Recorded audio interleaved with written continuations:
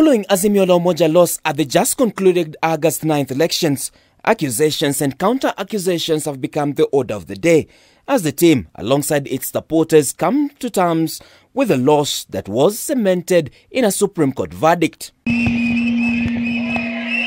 A cross-section of Azimio allied leaders calling for resignation of key members of the Azimio Secretariat, whom they accused of mismanaging Odinga's campaign. Mentioned are top Secretariat members who Odinga's allies have called out. Junet Mohammed, who was Azimio's National Executive Council Secretary and featured prominently in Odinga's rally, where he doubled up as MC for rallies.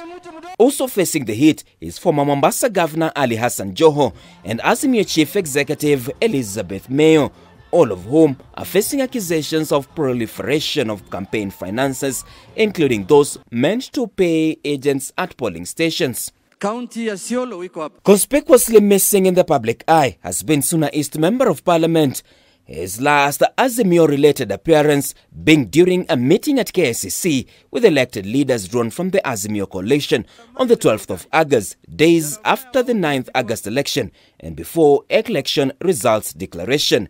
Ever since, the Azimio Coalition Secretary has disappeared from the glare of media cameras, leading the public to question his whereabouts. One of the reasons touted as to why the coalition failed to clinch the presidency was failure to protect their votes. But now, the coalition, through its spokesperson Makau Mutua, is leading a defense on Suna East MP, seeking to absolve him from accusation in what it terms as defamation against the said leaders. Instead, the coalition is still laying blame on the IEBC despite vindication by the Supreme Court. In a statement to media houses, the coalition says, and I quote, "Importantly, let me state clearly that the issue of agents was not the cause of a bungled election. We must appreciate that it is not the responsibility of candidates to protect the vote or conduct a free and fair election. That constitutional duty lies squarely with the Independent Electoral and Boundaries Commission IEBC, working in concert with relevant institutions. No one should blame Azimio or our candidates for stolen votes or fatally flawed election." The statement further goes on to say that Junet Mohammed was at no point involved in managing campaigns' finances. Mutua says, "We have seen shameful and disgusting attacks on some members of our campaign on the question of agents.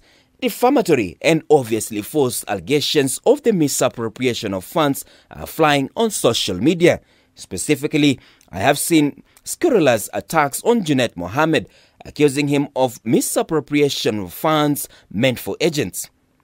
Let me state without equivocation that Mr. Mohammed was a campaign lead in the field supporting Raila Odinga. He at no time even once handled funds meant for agents, nor did Mr. Mohammed have anything whatsoever to do with the management of agents."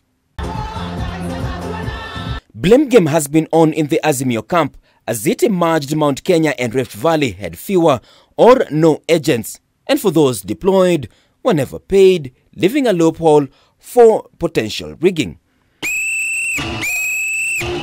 Martin Opio, K24 TV, Nairobi.